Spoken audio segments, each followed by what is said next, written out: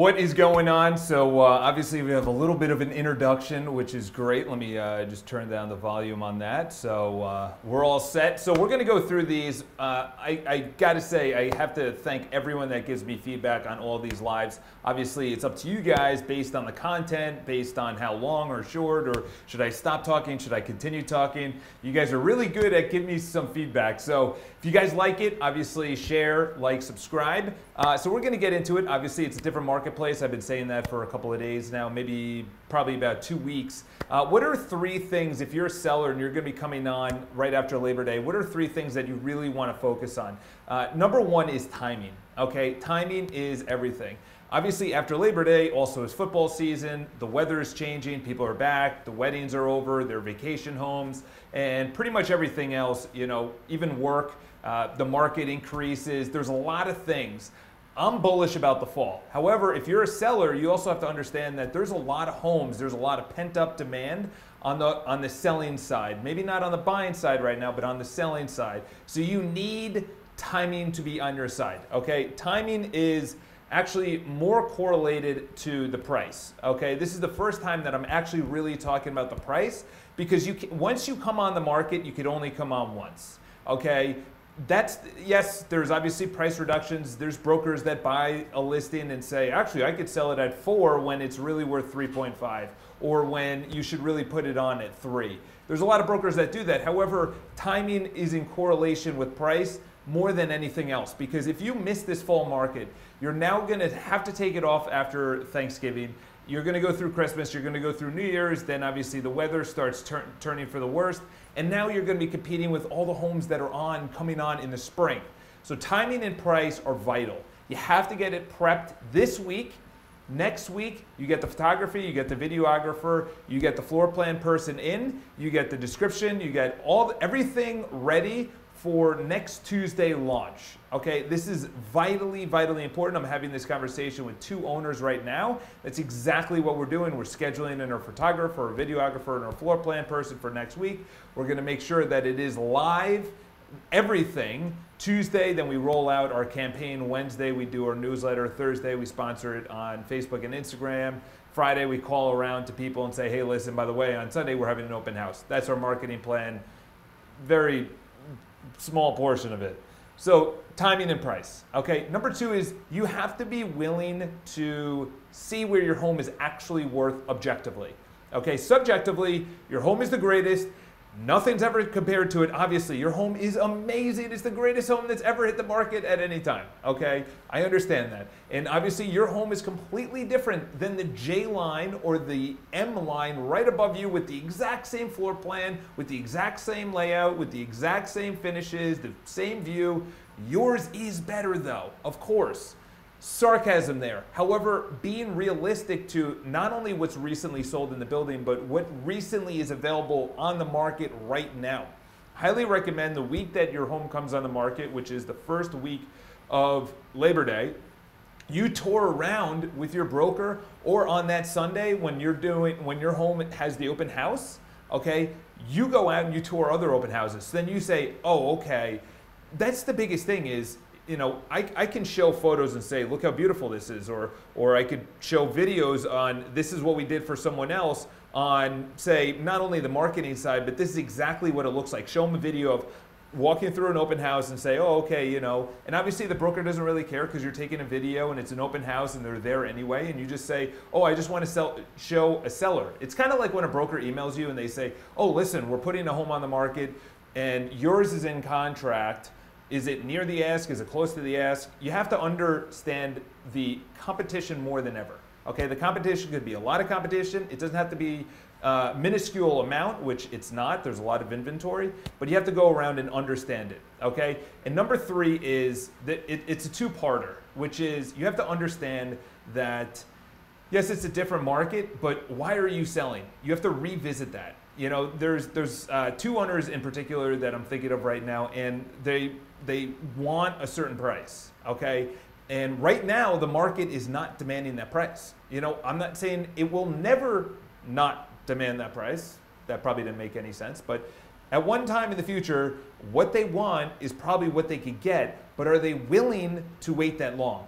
Okay, that's really the psychology that you have to go through in your mind, which is, I'm selling for a reason. I'm selling to move outside the city. I'm moving to upgrade. I'm moving because it's too crowded in my apartment. I'm moving for whatever the reason is. I don't like my neighbors. It's time to, sell. Get rid of my nest egg. Whatever the case is, you have to understand, not understand, but you have to revisit why you're selling. Okay, the psychology behind it is an extra $10,000, which in New York City is nothing. An extra $50,000, depending on the price point, sounds like a lot of money, and it is a lot of money. And I'm not saying that it's not a lot of money, but is that $50,000 on a $5 million property or $100,000? Like perfect example, we have, we did a walk through, and to be honest, I didn't think that, there was anything wrong with an issue that was brought up by the buyer. But I said, listen, your rate lock is closing in on Tuesday, okay? And you have to pay a lot of money. I'm representing the seller, by the way, and there's no broker in between. And I'm telling the buyers, I'm representing the seller, and I'm saying, I don't think there's anything wrong with this drain, okay? If you want, we could bring in a professional. However, the owners have moved out. This was their nest egg. They are enjoying Ohio, okay? And I'm talking with the buyers, and I said, listen, there's a lot of things. We can make this a big deal. And sure enough, they're making a big deal. Guess where the commission came out? It came out of me, or the repair. I didn't see anything wrong with it, but I also revisited, why are we selling this property? Am I going to make a big deal about it? Is the buyer? You have to be the mediator broker. The seller understands, okay, they have a position. They already came to terms with the price. The buyer came to terms with their price. So revisiting that why is vitally important when things hit the fan. When the buyer doesn't want to do something that you want them to do. Obviously, yes, I appeased the buyer to make sure we close on Tuesday. However, there's going to be something else. They were on vacation for 3 weeks. Then their attorney went on vacation for 2 weeks. Then there was just a lot of mishaps with the board and going back, and then there were sponsor units involved in it. And that is going to happen when it gets emotional. When there's money on the line, minor money of like $350 for something that the buyer wanted, understand why you're selling. I'm getting rid of the home. I know there's principle behind it, but just look at it long term, okay? Because if you get a price, or you want to get a price, and the market is not willing to give you that price, you have to now go through the winter, which is extra time in the market, which is frustration, which is beyond, especially if you have a spouse, if you have a partner in your life, if you have kids in your life, and you actually have to just unload this. The amount of stress and anxiety that brings you, your family, your partner, whatever the case is mind-blowing. I went through it 2 years ago with another seller.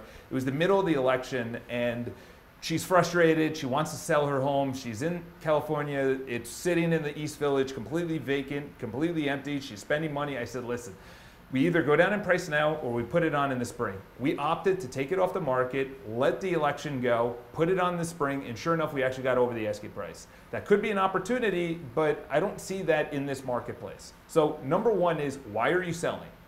You have to revisit that all the time. Number two is, you have to time it with the price. And number three is, look at the competition that is also on the marketplace. I know yours is the best. However, you have to find out what else is available. That is vitally more psychology than, yes, the agent is obviously extremely important. You have to be available, very important. You have to be willing to part ways with your home, very important. The marketing, very important. But the three macro overarching is going to make the transaction so much smoother. So if you guys have any questions, leave in the comments below. We're going to be going live, obviously talking about some better and better content, whatever you guys have questions about, whatever I see in the marketplace. This was obviously geared towards sellers. We're going to do buyers tomorrow. We're going to be doing best up-and-coming neighborhood. And then we'll continue trickling down into that. We have hot topic. Which one is it? I forgot. But like, share, subscribe. Obviously, if you're watching this on YouTube, thank you very much. Quality is probably incredible. And we're going to be coming out, just 2 updates on our end. Number one is we're coming out with a magazine, which essentially, I say magazine because it's really just our articles that is repurposed into a magazine. We're going to be adding a lot more content, not only contributors. We just want to give you guys not only the knowledge and the depth towards making the right purchase and sale, but also just giving you guys more information that's curated instead of all the sources that are out there. Number one. Number two is we have 2 Instagram handles. I don't know if you're on that social medium, hopefully, because that's the only one that's really pertinent nowadays. It's BPI Celebrity News and BPI News. So if you guys want to learn about that, just go to the BPI Instagram, and we have little handles right there. So we're going to be coming out with the top news. I'll give you guys a little trailer today. We're going to be talking about the home that came on the market just below Donald Trump's home on 5th Avenue. So if you want to buy that, it's $24 million, right below the President of the United States. So, you know, say what you want about whatever comments you have coming towards that. So have an amazing day. Talk to you guys soon. And if you guys, again, have any questions, look forward to hearing. And obviously, all your comments come to either the comment section or charles@bpi.live. Have an amazing day. Enjoy your Monday. Talk to you guys.